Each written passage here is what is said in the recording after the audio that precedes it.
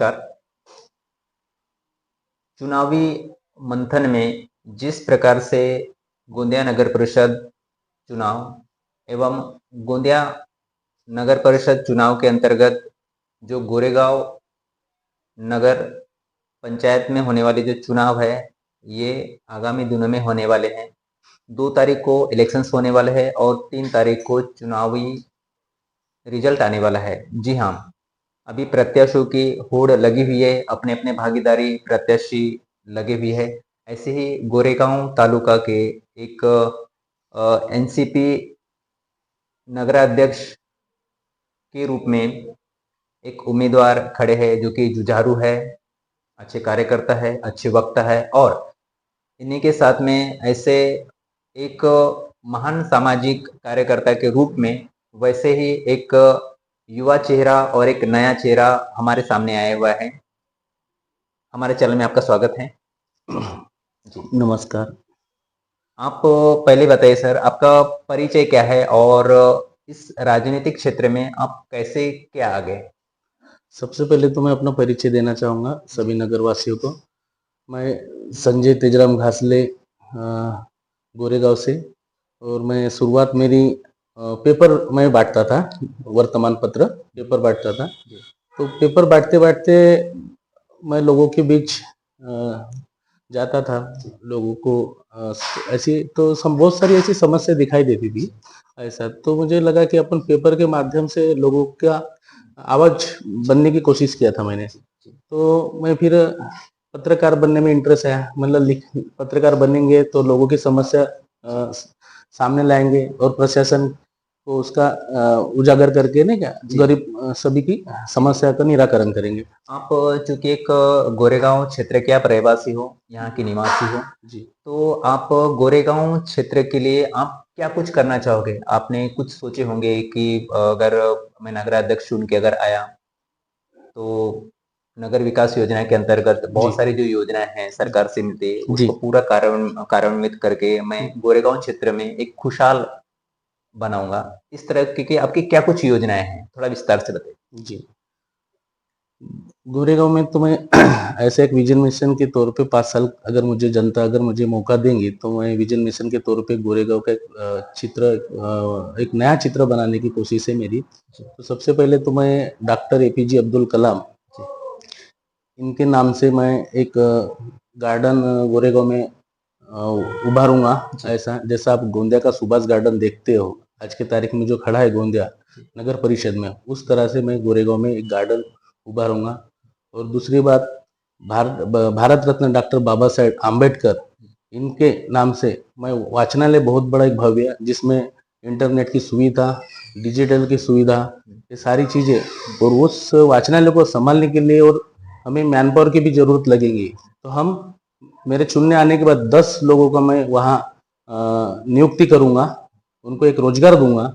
और उस आने वाले समय में मैं एक स्पोर्ट टीचर भी था और मैं क्रीड़ा में रुचि रखता था। तो मैंने और स्पर्धा परीक्षा कोचिंग क्लास भी मैंने ओपन किया था कि बच्चों को अच्छी कोचिंग मिले उस माध्यम से। तो मैं वाचनालय के ऊपर ज्यादा भर है कि आने वाले समय में कैसा है कि बच्चों को आज अपने हमारे गोरेगांव में देखते तो वाचनालय में जाने के लिए महीने के पैसे देना पड़ता था, लेकिन एक नगर पंचायत के माध्यम से उनको फ्री में हम 24/7 वाचनालय उपलब्ध कराएंगे।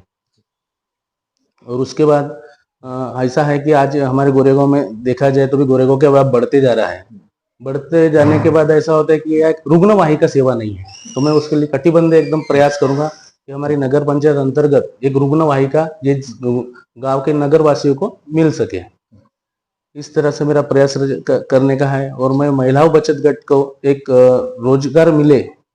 अभी कैसा एक बोलते ना कला है तो रोजगार है, कला नहीं तो बेरोजगार है ना। तो एक अभी कला कौशल्य का मैं भर ज्यादा दे रहा हूँ। तो एक ऐसा महिलाओं के लिए बहुत बड़ा एक यहाँ गोरेगांव में नगर पंचायत अंतर्गत यूनिट उभारूंगा। और मैं नगर पंचायत का अगर अध्यक्ष बनूंगा तो विभाग निहाय जैसे अलग अलग विभाग रहते हैं, तो उसमें मैं त्वरित रोजंदारी पे 20 लोगों की मैं भर्ती कराऊंगा ऐसा। और उसके बाद जो शिक्षा के ऊपर मेरा ज्यादा भर है। जो ग्रामीण क्षेत्र में जिला परिषद स्कूल है तो वहाँ बच्चों को दर्जेदार शिक्षण नहीं मिल पा रहा है। आज देखो जिला परिषद स्कूलों में बच्चों की संख्या कम हो गई। ऐसा। आज जिला परिषद की तरफ किसी का ध्यान नहीं है, तो मैं नगर पंचायत क्षेत्र में जितनी भी स्कूलें आती हैं, तो वहाँ फिजिकल, डिजिटल और विजुअलाइज के माध्यम से वहाँ 24/7 बच्चों को मेरे तरफ से पूरा एजुकेशन फ्री रहेगा, और मेरी वहाँ विजिट रहेंगी, ऐसा सारी चीजें उसको। और जैसा आंगनवाड़ी है, आंगनवाड़ी की तुम दशा और दिशा देखे हो, आज नहीं बोलते बोलते हमारे गोरेगांव शहर में 11 आंगनवाड़ी है, तो आज कहीं बैठने की सुविधा नहीं, लाइट नहीं, पंखे नहीं, कहीं कहीं तो किराए के घर पे चल रही है। तो मैं वो उनको भी डेवलप करूंगा, डिजिटल बनाऊंगा, वहां भी एक एजुकेशन दर्जेदार, उनके आकर खेलने का बच्चों को, जो डिजिटल आज बड़े कहीं ना कहीं शहरों में दिखाई देते, लेकिन हमारे गोरेगांव क्षेत्र में, हमारे गोरेगांव नगर में उस तरह से आंगनवाड़ी दिखाई नहीं दे रही। हम भी छोटे थे तो हम आंगनवाड़ी से पढ़ाई हमारी स्टार्ट हुई थी, तो उस तरह से आज पढ़ाई का माध्यम कहीं ना कहीं रुका हुआ है।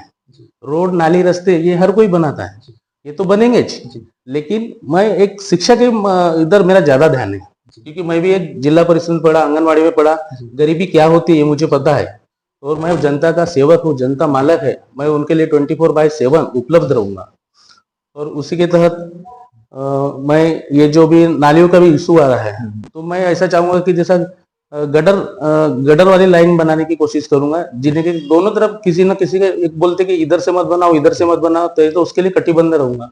और नगर पंचायत के कैसा, माननीय प्रफुल्ल भाई जी पटेल साहब, उनने मेरे को आज एक गोरेगांव की मेरे अपने पक्ष में मेरे को जिम्मेदारी दी और मेरे को नगराध्यक्ष पद का दावेदार रखा, उनका तो बहुत बहुत आभार है, धन्यवाद करता हूँ।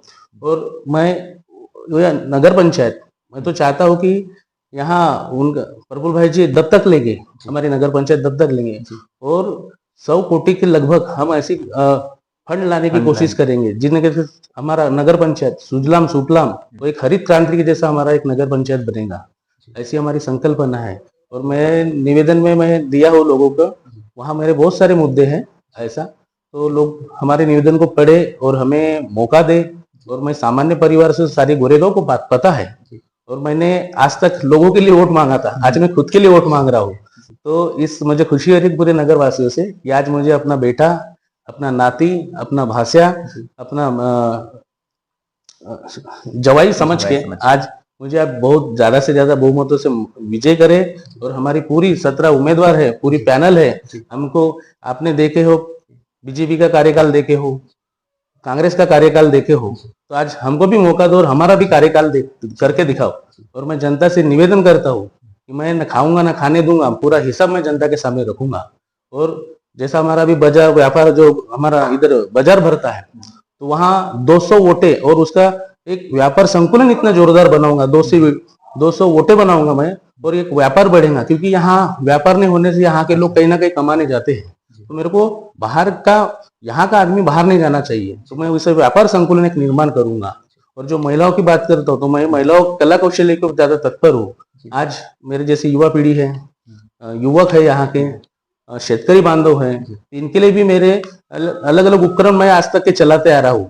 हर गांव में मैंने सभाएं लिया, हर गांव में प्रशिक्षण दिया, तो मेरे में जो गुण है वो मैं अपने गुण में बांटता हूँ। और मैं पर्यावरण, एक आदिवासी समाज से मैं बिलोंग करता हूँ, तो मैं पर्यावरण का एक प्रेमी हूँ, जिसके वजह से मुझे पर्यावरण की बहुत चिंता रहती है, ऐसा। और स्वच्छता के ऊपर मेरा ज्यादा ध्यान रहेगा, ऐसा।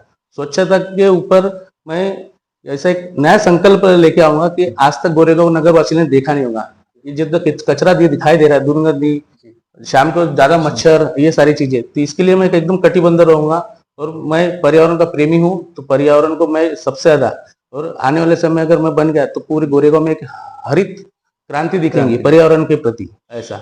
इस तरह से मेरी संकल्पना है। और मैं सभी निवेदन करता हूँ गाँव वालों से, मेरे नगर वासियों के, एक बार अपने बेटे को छोटा बच्चा समझ के, आपका नाती समझ के, आपका जवाई समझ के मुझे बहुमतों से ज्यादा विजय करो, और मुझे एक बार गोरेगांव संभालने का मौका दो। और मैं आपके साथ, आप मालक हो और मैं सेवक हूँ, 24/7 में बना रहूंगा।